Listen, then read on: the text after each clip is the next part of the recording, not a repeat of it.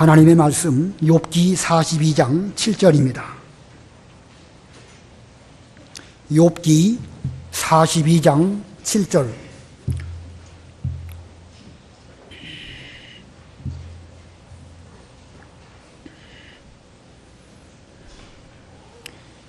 욥기 42장 7절 말씀.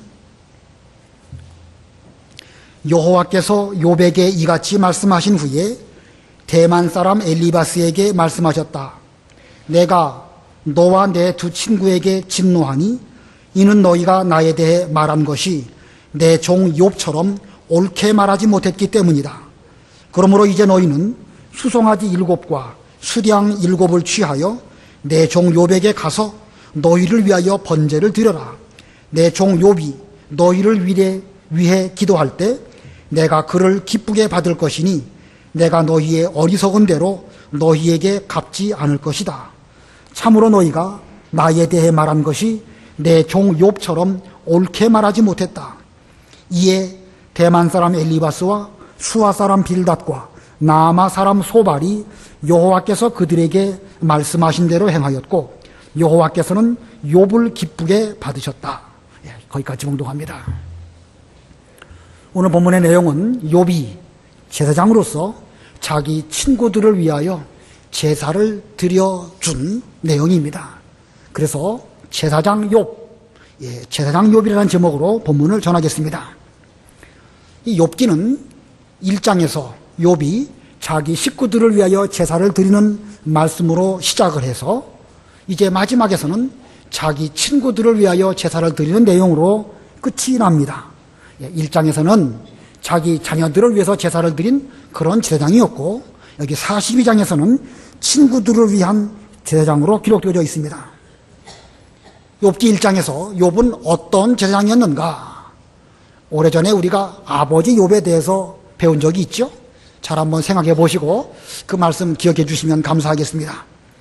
욥의 아들들은 각자 자기의 생일을 만나게 되면 자기 형제들이나 자매들을 다 청하여서 함께 즐기는 그런 집안이었습니다. 그러고 보면 욥의 그 자녀들, 욥의 식구들은 얼마나 믿음 안에서 화목한 가정이었는가 하는 것을 우리들에게 보여줍니다. 자, 그런데 그 잔치가 끝나게 되면 아버지 욥은 아침 일찍 그 자녀들을 다 불러다가 그들을 먼저 성결케 하고 그들의 수만큼 번제를 드렸다. 이렇게 말씀하고 있습니다. 욥의 아들들과 딸들 다 합하면 10명이지요. 그러니까 그 10마리의 번제물을 매 생일마다 드렸으니까 그들의 생일이 1년에 10번 돌아올 것이고 그런 면으로 보면 욥이 얼마나 많은 제물을 하나님께 번제물로 드리는지 잘 알 수가 있습니다. 자, 그런데 욥은 제사를 드릴 때에 그렇게 풍성한 넉넉한 제물만으로 제사를 드린 것이 아니라 그는 생각하기를 자기 자녀들이 혹시 마음으로라도 하나님을 저주하는 일은 없었을까? 먹고 놀다가 농담하는 가운데서 혹시 불경한 말을 함으로 하나님께 해서는 안 될 그런 말을 했을 수도 있다. 했다는 것이 아니라 했을 수도 있다. 이렇게 생각을 하고 그는 풍성한 재물뿐만 아니라 그들의 마음, 그들의 중심을 잘 살피는 그 하나님 앞에서 그들의 마음도 성결케 되기를 위해서 기도 제사를 드린 이런 사람이었습니다. 자, 그는 진심으로 제사를 드릴 때에 마음과 중심을 하나님께 드리려고 했고 자기 자녀들까지도 그렇게 제사에 참여하도록 잘 총명한 그런 아버지였습니다. 그리고 욥기 1장에는 말하기를 욥의 행사가 항상 이와 같았다 이렇게 말씀하고 있습니다. 자, 그러고 보면 욥기 1장에 나와 있는 욥은 어떤 제사장이었는가? 첫 번째로는요, 제물을 넉넉하게 드린 제사장입니다. 하나님께 제물을 드릴 때에 그냥 10명 다 합해가지고 제물 하나로 할 수도 있는 일이지만 각 자녀들마다 제물, 번제물 하나씩 드린 넉넉하게 드린 그런 제사장이었고 두 번째는 마음을 드린 제사장입니다. 제물뿐만 아니라 마음과 중심을 보시는 하나님 앞에서 자기도 마음을 하나님께 드렸고 그의 자녀들까지도 마음을 똑바로 해서 하나님께 제사를 드리게 한 그런 아버지였습니다. 그리고 세 번째로는 항상 변함없는 제사장이었습니다.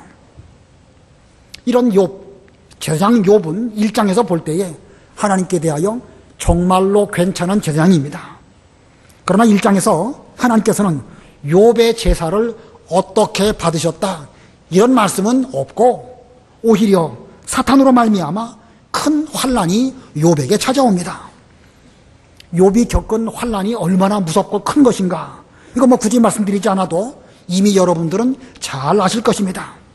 욥은 그 긴 환난을 잘 통과해서 욥기의 끝장인 요 42장에서는 친구들을 위하여 제사를 드리는 이런 세상이 되었습니다. 자, 그러고 보면 제사장 욥은 1장에서도 제법 괜찮은 제사장이었지만 그 긴 고난을 통해서 또 친구들을 위해서까지 제사를 드릴 수 있는 더 좋은 제사장이 되었다라는 것을 보여주고 있습니다. 처음에도 괜찮은 제사장, 그러나 고난을 잘 이겼고 그 고난 끝에 그는 더 훌륭하고 더 좋은 그런 제사장이 되었다. 이런 욥에 비교해서 욥의 친구들은 어떠하였을까? 욥기는 오래전 율법이 있기 전 그 족장 시대에 기록된 말씀으로 볼 때에 욥도 그 당시에 족장이었기 때문에 제사장으로서 제사의 직무를 감당한 것처럼 욥의 친구들 역시도 그 집안, 그 족속들에게 대해서는 족장이었을 것이고 그들도 그 집 식구들을 위해서 제사를 드리는 그런 사람이었습니다. 자, 그런데 이 마지막 부분에 이르러서 그들은 욥을 통해서 하나님께 제사를 드려야 하는 이런 입장이 되었습니다. 즉 죄인으로서 제사장 욥을 통해서 하나님께 제사를 드리게 되는 이런 그 상태가 되었습니다. 자, 욥과 욥의 친구들 처음에는 다 비슷한 그런 족장 시대의 제사장이었는지 몰라도 욥은 고난을 통과함으로 하나님께서 더욱 인정해 주시는 훌륭한 제사장이 되었지만 욥의 친구들은 물론 그들도 처음부터 제사장이었지만 그들은 이 욥기라는 과정을 통해서 죄인으로 드러나게 되었고 제사장 욥을 통해서 하나님께 제사를 드려야 하는 이런 상태가 되고 말았습니다. 자, 욥이 걸어간 길, 욥의 친구들이 걸어간 길, 오늘날 우리들에게도 이 두 가지 길이 우리 앞에 있습니다. 저와 여러분은 예수님을 믿는 그 순간 예수님의 이름으로 구약으로 말하면 제사를 드릴 수 있는 예수님의 이름으로 기도를 드리는 신약시대의 제사장들입니다. 자, 우리들은 어떤 제사장이 되어야 할 것인가? 베드로 전서에 거룩한 제사장이 되라고 말씀하고 있습니다. 베드로 전서 2장 4절 5절 읽어보세요. 베드로 전서 2장 4절 사람들에게는 버림받았으나 하나님께는 택하심을 입은 보배로운 산돌이신 예수께 나아가 너희도 산돌같이 영적인 집으로 세워지고 예수 그리스도로 말미암아 하나님께서 기쁘게 받으실 영적인 제사를 드리는 거룩한 제사장이 되어라. 예, 이 본문에 보면 예수님을 산돌이라고 표현하고 있습니다. 돌은 돌인데 살아있는 돌이라는 뜻이에요. 영적 상징적인 말씀이죠. 이 성전을 건축하는데 돌들을 통해서 벽돌 같은 것들을 통해 가지고 성전이 세워지게 됩니다. 그런데 예수님은 모퉁이 돌이시고 산돌이십니다. 이 산돌이신 예수님에게 우리가 믿음으로 나아가게 될 때에 예수님에게 있는 생명력이 우리들에게도 전이 되어서 우리도 죽은 돌이 아니라 산돌이 되어져서 우리로 말미암아 영적인 집으로 함께 세워지게 됩니다. 영적인 집, 하나님의 집, 곧 성전을 의미합니다.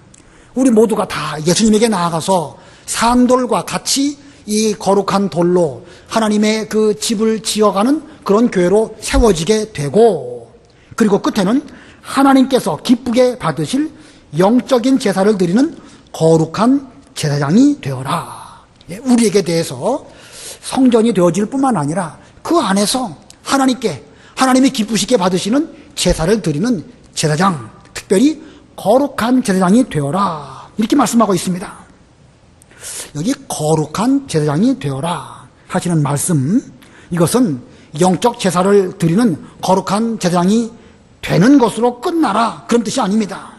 무슨 자격증 얻듯이 한 번 자격증을 얻었으면 그 뒤로는 내내 그 자격을 잃어버리지 않는 그런 의미가 아니고, 이 성경을 기록한 헬라어의 원문의 뜻을 다시 한번 의역을 해서 해석한다고 하면, 이미 우리들은 예수님을 믿음으로 말미암아 거룩한 제사장이 되었는데 그것으로 멈추지 말고 계속해서 산돌이신 예수님에게 나아가서 그분으로 말미암아 새 힘을 얻고 그리고 거룩한 제사를 계속해서 드리는 그런 제사장 직무를 감당해라, 그런 뜻입니다.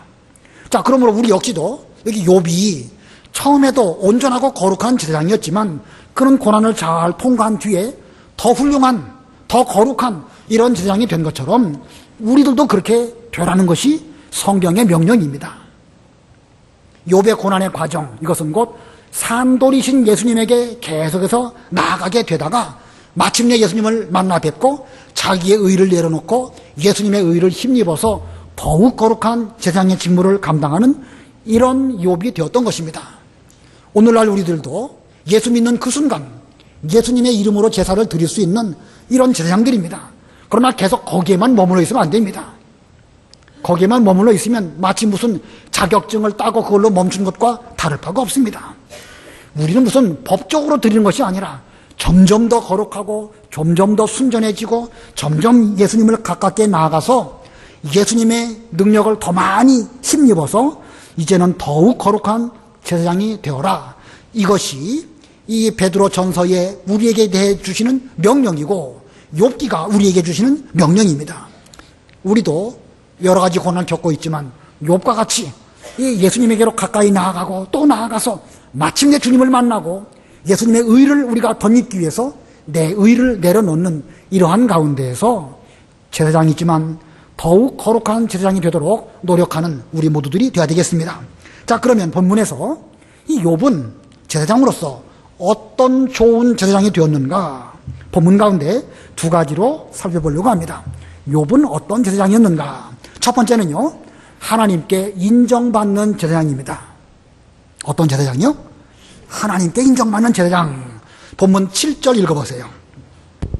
7절 여호와께서 욥에게 이같이 말씀하신 후에 대만 사람 엘리바스에게 말씀하셨다. 내가 너와 내 두 친구에게 진노하니 이는 너희가 나에 대해 말한 것이 내 종 욥처럼 옳게 말하지 못했기 때문이다. 예, 여호와께서 욥에게 이같이 말씀하신 후에 지금 길게 하나님께서는 욥을 만나주셨고 여러 가지 질문을 통하여 욥과 대화를 통해서 하나님의 주권과 은총을 깨닫게 되었습니다. 그리고 욥은 그 앞에 회개하게 되었습니다. 이런 모든 말씀들을 다 마치신 후에 하나님께서 욥의 친구인 대만 사람 엘리바스에게 말씀하십니다. 내가 너와 내 두 친구에게 진노하니 이는 너희가 나에 대해 말한 것이 내 종 욥처럼 옳게 말하지 못했기 때문이다. 자, 이 하나님께서 그 욥의 친구들의 말을 다 들으셨습니다. 그리고 그들의 말은 내 종 욥처럼 옳게 말하지 못했다. 그렇기 때문에 내가 너희들에게 진노할 수밖에 없다. 이렇게 말씀하십니다. 읽어보면 지금 하나님께서는 욥의 말을 옳은 말로 인정해 주시지만 욥의 친구들의 말은 옳지 못한 말로 하나님이 판결을 내려 주셨습니다. 그리고 진노하셨습니다. 심지어 8절에 보면 하반절에 내가 너희의 어리석은 대로 너희에게 갚지 않을 것이다. 그들의 말을 어리석지만 욥을 통하여 제사를 드린다고 하면 너희들의 말을 어리석은 말로 내가 생각하진 않겠다. 이렇게 말씀하십니다. 자, 이거 보면 욥의 말과 욥의 친구들의 말이 하나님께서 판결을 내려주실 때에 어떻게 판결을 내리시는지 알 수 있죠? 욥의 말은 옳은 말, 지혜로운 말, 하나님께서 인정하시는 그런 말이었지만 욥의 친구들의 말은 옳지 못한 말이었습니다. 그들의 말은 어리석은 말이었기 때문에 하나님께서는 너희들은 인정할 수 없다. 이렇게 지금 선언하셨습니다. 말이 얼마나 중요한지 알 수 있죠? 예, 말. 우리가 여러 가지 말들을 많이 하지만 하나님께 인정받는 말이냐, 그렇지 않으냐, 이것은 대단히 중요합니다. 그러므로 우리는 말할 때에 이 말이 과연 하나님께로부터 인정받을 만한 말인지 아니면 그냥 우리 입에서 나오는 대로 떠드는 말인지 삼가 조심해야 될 것입니다. 오늘 이 욥기 전체를 보면 욥의 말이 있고 욥의 친구들의 말이 있습니다. 욥의 말과 욥의 친구들의 말, 어떤 차이가 있을까? 이 욥기가 너무 길어서 욥의 말이 어떻고 욥의 친구들의 말이 어떤지 일일이 다 살피는 것은 쉽지가 않습니다.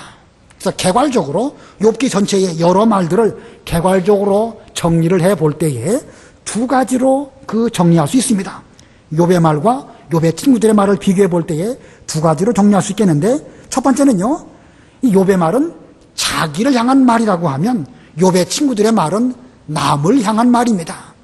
자기를 향한 말, 남을 향한 말. 욥의 말은 자기 자신을 살펴보는 말이었다고 하면 욥의 친구들의 말은 자기를 돌아보는 성찰의 말이 아니라 남을 비판하고 남에게 함부로 말하는 그런 말이었다는 뜻입니다. 이 욥의 친구들의 말, 성경에 기록된 욥의 친구들의 말 구절구절 다 맞는 말들입니다. 그러나 아무리 옳은 말이라 할지라도 그 말을 먼저 자기에게 적용해 보지 않는다고 하면, 그런 가운데서 남에게만 그 말을 했다고 하면 그 말은 맞아도 틀린 말이에요. 물론 우리가 틀린 말 자체는 아예 해서는 안 되겠지요. 그러나 옳은 말이라도 틀린 방법으로 말한다고 하면 그건 틀린 것입니다. 옳은 말이라도 옳은 방법으로 말하지 않는다고 하면 그 말은 하나님께 인정받을 수 없습니다. 하나님은 인정해 주시지 않는다는 것을 우리는 명심하고, 아무리 옳은 말이라 할지라도 먼저 자기에게 비춰보고, 그리고 이 말이 정말로 상대방에게 유익할까, 경우에 합당할까, 그리고 세워나가는 말일까, 이렇게 생각을 하고 말해야지, 맞는 말이라고 해서 거침없이 쏟아낸다고 하면 나중에 하나님께로부터 진노하심을 입을 수밖에 없다는 사실을 우리는 명심해야 할 것입니다. 욥의 친구들의 말은 이렇게 하나님께 인정받지 못한 남을 향한 말이었지만, 이에 비하여 욥의 말은 그 말을 잘 살펴보면은요, 그런 친구들의 말을 들을 때에 그 말을 자기에게 적용시켜 보았습니다. 곰곰 생각해 보면서 내가 저 친구들의 말처럼 과연 하나님 아버지 앞에 죄를 지었을까, 이렇게 생각을 많이 한 그런 내용들입니다. 욥기를 쭉 읽어보면 제 기억으로는요, 이 욥은 인간적으로 그 친구들에게 대해서 너희들이나 똑바로 해라, 너 자신부터 돌아보아라, 이렇게 말한 기록이 하나도 없다고 저는 생각이 됩니다. 여러분도 한번 차근차근 욥기를 읽어보시기 바랍니다. 수많은 말을 들을 때 욥은 그 말들을 자기를 돌아보는 말로 사용하였을지언정 상대방에게 너나 똑바로 해라, 이렇게 말한 기록이 없다는 말입니다. 자, 그러고 보면 욥의 말은 늘 자기를 돌아보고 자기를 향하여서 그 말씀을 적용했다고 하면, 욥의 친구들의 말은 남을 향한 말이었기 때문에 하나님께서 욥의 말은 인정해 주셨지만 욥의 친구들의 말은 인정해 주시지 않았습니다. 그 다음에 또 이 욥의 말과 욥의 친구들의 말을 비교해 볼 때 두 번째는요, 욥의 말은 연단받은 말이라고 하면 그 친구들의 말은 공허한 말입니다. 연단받은 말과 공허한 말. 욥은 고난을 받으면서 제 위에서 앉아서 계속 자기를 돌아보았습니다. 친구들과의 대화 속에서도 그는 하나님을 향하여 부르짖고 간절하게 찾는 이런 부르짖음을 했습니다. 친구들에 대해서는 뭐라고 말한 적이 없지만 하나님께 대해서 호소하고 기도하고 저를 좀 돌아봐 주십시오, 간절하게 찾는 이런 그 과정을 겪었습니다. 그는 하나님께서 자기를 인정해 주시는 그때까지 고난 가운데 자기를 돌아보며 인내하면서 그는 마침내 그가 나를 단련하신 후에는 내가 정금같이 나오리라, 이렇게 말했는데, 그는 그 연단을 잘 받고 마지막에 이르러서 정금과 같이 나오는 그런 열매를 맺게 되었던 것입니다. 그러므로 그의 말은 언뜻 보면은 때에 따라서는 원망하는 말처럼 보이지만, 그는 실제로 고난 가운데에서 그 고난 때문에 몸부림치면서 하나님을 대하여 부르짖고 찾는 그런 말이었습니다. 거기에 비하여 욥의 친구들의 말은 다 옳은 말인 것처럼 보이지만 그들의 말은 옳지 못한 말들로 하나님께 인정받지 못했습니다. 자, 그들은 자기들에게 알고 있는 성경 지식 혹은 윤리적인 교훈, 이런 걸 가지고 욥을 교훈하려고 이렇게 말했습니다. 그러나 그들의 말은 공허한 말이었을 뿐이고 그 말 가운데 능력이 없었습니다. 인정받지 못한 것입니다. 한 10여 년 전쯤에 교역자 수양회가 있어가지고 기도원에 우리 목사님들, 교역자들이 다 모여서 수양회를 했었는데, 그때에 특강이 있었습니다. 우리 교단 목사님은 아니고 어떤 외부의 목사님이신데, 미국에 가가지고, 미국인지 어딘지 가가지고 박사학위를 받아갖고 오신 분인데, 주일 성수에 관한 그 논문을 써가지고 박사학위를 받아갖고 오신 분이 오셔서 특강을 하셨습니다. 저를 포함해서 여러분 모두는 주일 성수를 어떻게 해야 되는 것인지 이미 성경을 통하여 너무너무 잘 배웠고 그 기본 원리를 잘 알고 있습니다. 그러나 현실적으로는 이것만큼 어려운 게 없죠. 하나같이 힘들고 주일을 거룩하게 지키는 것이 정말로 현실 속에서는 너무너무 어려운 그런 일입니다. 그래서 그 특강 때에 저를 포함하여 여러 교역자들이 이 특강을 통해서 뭔가 이 어려운 주일 문제를 좀 시원하게 해결받을 수 있는 이런 특강이 되기를 기대하면서 특강을 들었습니다. 근데 특강의 결과는 실망, 허탈 뭐 이런 거였습니다. 왜 그랬느냐? 그 특강한 강사가 주일을 거룩하게 잘 지켜야 됩니다 라고 말하면서 성경 말씀을 여러 군데 인용해서 말했지만 도무지 우리의 현실과는 맞지 않는 이런 올바른 말이지만 현실과는 잘 접목되지 않는 이런 말을 했기 때문에 이거 좀 실망하는 이런 그 결과를 가져왔습니다. 실제로 오늘날 우리들이 주일을 잘 지키기 위해서 얼마나 어려움을 겪고 계십니까? 주일 하나 똑바로 지키기 위해서 현실 속에서 보면 불이익을 당하는 경우도 있고 심지어 직장에서부터 쫓겨나기 직전까지 가는 그런 일도 허다합니다. 심지어 주일을 잘 지키려면 생계의 위협을 느끼면서까지도 그 주일을 지켜야 하는 이런 현실이 바로 우리들이 살아가고 있는 현실입니다. 자, 그런 현실을 모르는 채 그냥 주일을 잘 지켜야 됩니다 라고 목소리를 높여서 말한다고 하면 그 말은 결국은 공허한 말일 뿐이고 우리의 마음을 움직이는 그런 깨달음에까지는 이룰 수 없는 것입니다.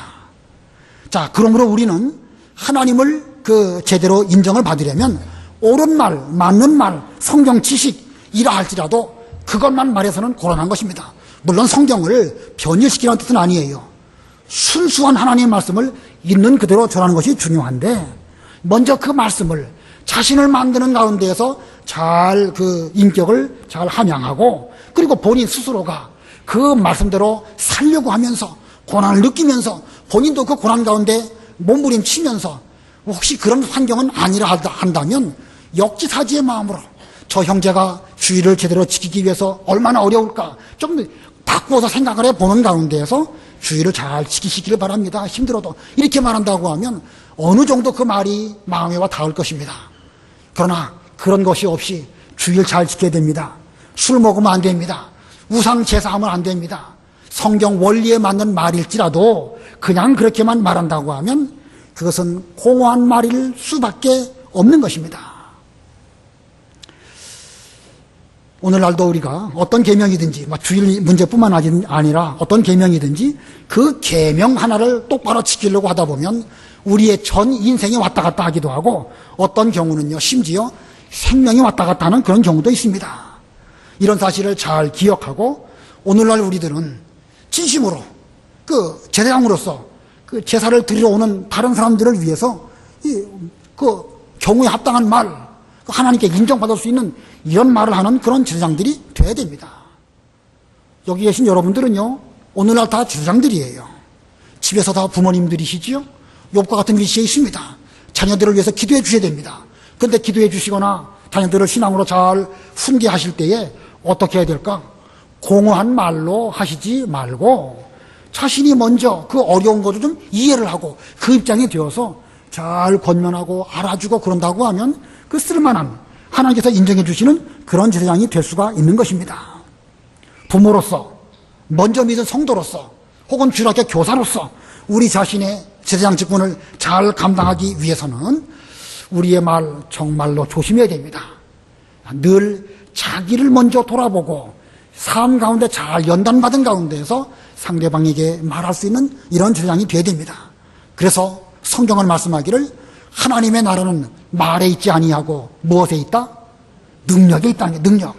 제사장으로서 하나님에게 인정받는 말, 능력 있는 말, 그런 말을 할 때에 먼저 제사장 본인과 하나님 사이의 관계가 교통되어지는 이런 제사장이 될 수가 있겠지요. 그게 안 된다고 하면 그 외에 다른 사람을 위해서 아무리 많은 제사를 드린다 할지라도 그건 쓸모없다고 하면 이상하고 아무쪼록 그건 좀 부족한 제사일 수밖에 없습니다. 그러므로 우리 자신의 말, 행동, 신앙, 인격 모든 면에서 하나님께 인정받을 수 있도록 말 조심하는 저와 여러분들이 다 되시길 바랍니다. 그다음에 두 번째로 욥은 어떤 제사장이었는가? 두 번째로 친구를 위하여 기도한 제사장입니다. 친구를 위하여 기도한 제사장. 이 욥의 친구들은 그들이 욥에 대해서 옳게 말하지 못함으로 그들은 사실은 범죄한 것입니다. 욥의 친구들이 무슨 심각한 다른 죄를 지은 건 아니에요. 그러나 욥의 친구들은 욥을 위로한다고 하면서 오히려 욥을 핍박하고 더 고난을 가중시키고 결국 의인을 핍박한 이런 죄를 저질렀습니다. 이건 범죄입니다. 그렇기 때문에 하나님께서는 욥의 친구들에게 진노하셨습니다. 그 진노를 풀어드리기 위해서 이제 그들은 제사장을 통하여 하나님께 회개하는 제사를 드려야 합니다.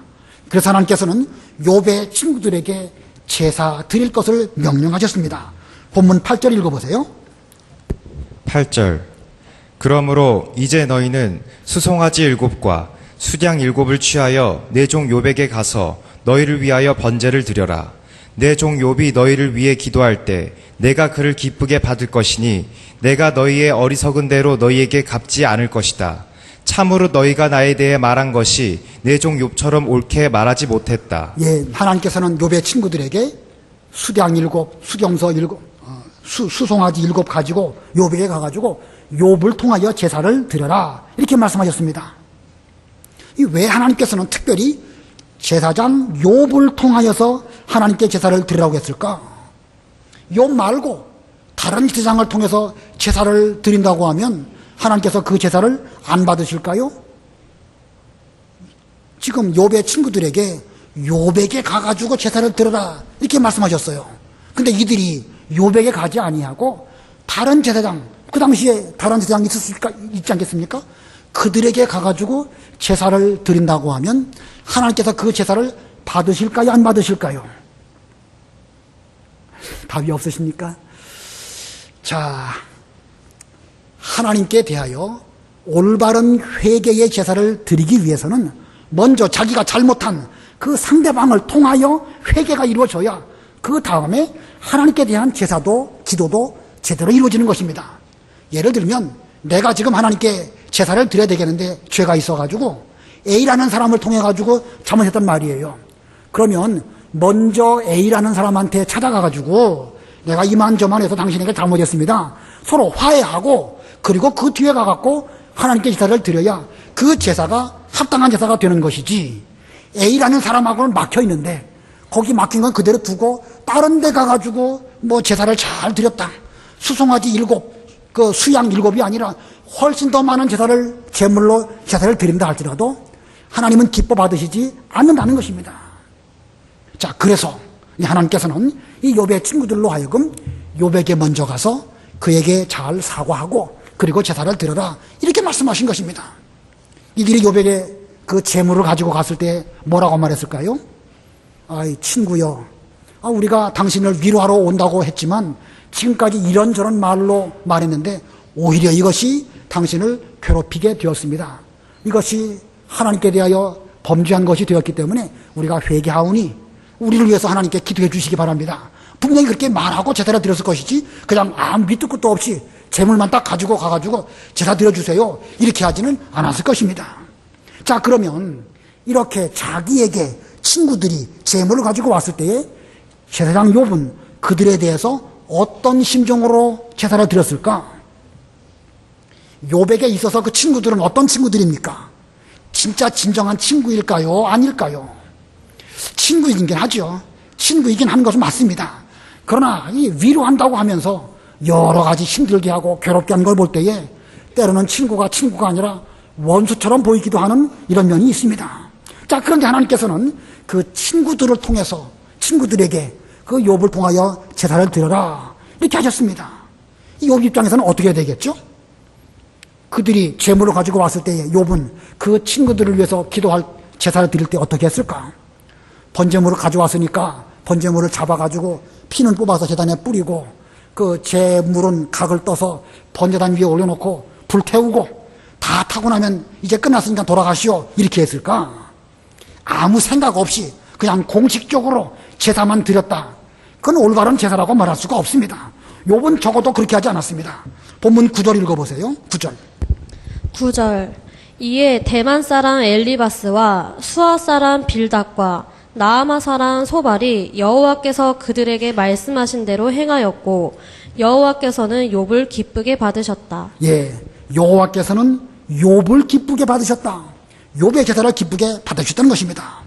분명 그 친구들은 욥에게 갔을 때에 자기들의 말 잘못한 거 용서를 빌었고 우리들을 위해서 하나님께 제사 드려주세요 말했을 것이고, 또 그런 가운데 욥은 그들을 위해서 기쁨으로 제사를 드릴 때에 하나님께서도 그 제사를 기뻐 받으셨습니다.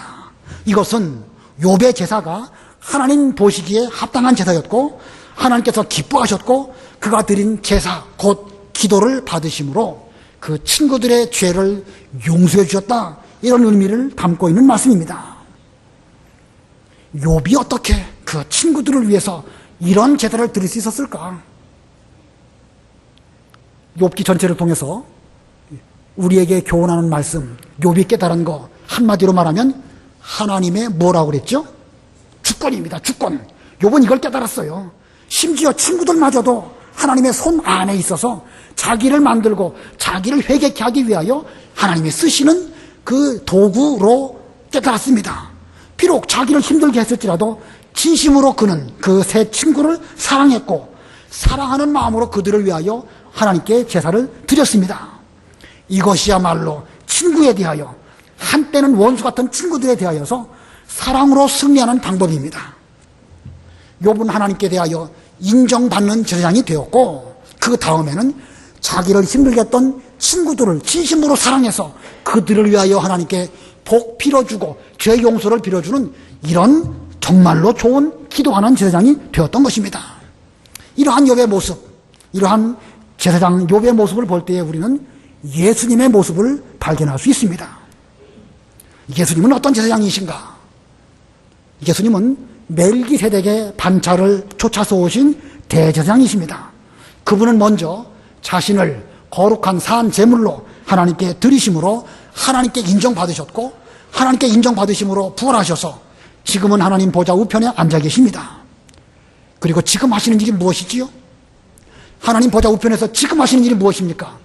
우리를 위해서 기도해 주시는 것입니다. 자신의 보혈로 하늘 성소에 들어가셔서 암흑의 성도를 위해서 예수님은 우리를 위해서 제사 곧 기도드려 주시는 이런 일을 하고 계십니다. 우리는 어떤 사람들인가? 예수님을 힘들게 해드리고 친구들을 참 화목하게 지내지도 못하고 우리가 여러 사람들에게 여러 가지 그 어려운 일을 만나게 한 거, 우리의 죄는 결코 가벼운 죄가 아닙니다. 때에 따라서는 우리의 말이 비수처럼 되어가지고 우리의 형제들을 넘어뜨리게 만들기도 하고 성도들을 몹시 힘들게 하는, 의인을 핍박하는 그런 위치에 있었기 때문에 우리의 죄는 결코 가벼운 죄가 아닙니다. 자, 그러나 대제사장 예수님은 우리를 위하여 기도해 주심으로 우리가 모든 죄를 다 용서받았고 오늘날 우리들은 제사장의 직분을 우리도 받게 되었습니다. 대제사장이신 예수님 안에서 욥은 제사장이 되었고 오늘날 우리들도 제사장의 직분을 가지고 있습니다. 우리도 예수님처럼 욥처럼 제사장의 본분을 잘 감당하는 이런 우리들이 되어야 됩니다. 그러기 위해서는 우리는 어떤 제사장의 자격을 구비해야 될 것인가? 아까 1장에서 세 가지 말씀드렸었죠? 1장에서 욥이 어떤 제사장이었는가 생각나십니까? 그는 어떤 제물을 어떻게 드렸다고요? 넉넉하게 풍성하게 드린 제사장입니다. 물질에 인상하지 않았습니다. 그것뿐만 아니라 두 번째는 뭐였습니까? 마음을 드리는, 중심을 하나님께 드리는 그런 제사장이었고, 세 번째는요, 항상 변함없는 제사장이었습니다. 그러나 그것만으로는 다 된 게 아니에요. 욥이 고난을 통하여서 계속 산 돌이신 예수님께 나아가서 거룩한 제사장이 된 것처럼 우리들도 고난 가운데 예수님에게 나아가기로 힘줘야 됩니다. 그래서 예수님의 새 생명을 자꾸 우리가 덧입을 때에 우리도 욥과 같이 쓸만한 제사장이 될 수가 있는데, 이 42장에서 제사장으로서 욥은 두 가지 배웠습니다. 그럼 첫 번째로 어떤 제사장입니까? 누구에게 인정받는? 하나님께 인정받는 제사장입니다. 하나님께 인정받지 못하면 무수히 많은 제물을 드린다 할지라도 그 제사는 참 그래도 제사는 드려야 되겠지만 그래도 그 제사는 상달되지 않는 헛일이라고 하면 좀 그렇고 아무튼 간에 인정받지 못한 가운데서는 많은 제사가 의미가 없습니다. 하나님과 나와의 관계가 먼저 소통되어지고 교통되어지는 이런 제사장들이 먼저 되어야 될 것이고, 두 번째는 친구들을 위해서, 이게 친구인지 원수인지 모르지만 우리는 그들은 뭘로 돼야 되겠죠? 반드시 친구로 돼야 됩니다. 나를 힘들게 했다, 저 원수, 저 대적, 이렇게 하면 제사가 안 됩니다. 우리가 그들을 위해서 하나님께 제사를 드려야 되는데, 세상의 마음부터가 벌써 그렇게 격동받은 마음이라고 하면 그게 올바로 제사가 될 수가 없겠죠. 친구를 위해서 기도하는 이런 제사장 될 때에 오늘날 우리들도 우리의 예배와 우리의 제사가 하나님께 상달되어지고 기쁘게 우리를 받아주시는 이런 제사장이 될 수가 있을 것입니다. 아무쪼록 현재 저도 여러분도 여러 고난 가운데 있습니다. 지난 주일도 말씀드린 것처럼 우리 모두는 불가피하게 예수 믿는 그 순간부터 욥의 고난의 길을 걸어가고 있습니다. 이미 여러분들은 왕같은 제사장입니다. 예수님의 이름으로 기도드리는 그 기도야말로 우리는 제사장이 된 증거입니다. 그러나 거기에만 머물지 마시고 계속해서 예수님에게 나아가고, 그리고 예수님을 만나고 우리의 의의를 다 내려놓고, 그리고 예수님의 의의를 덧입음으로 말미암아 더욱 거룩한 제사장이 되어서 하나님께도 인정받으시고 다른 여러 사람들을 하나님에게로 바로 인도할 수 있는 이 시대의, 신약 시대의 제사장들이 다 되시기를 바랍니다. 말씀을 생각하시고 잠깐 동안 기도하시기 바랍니다.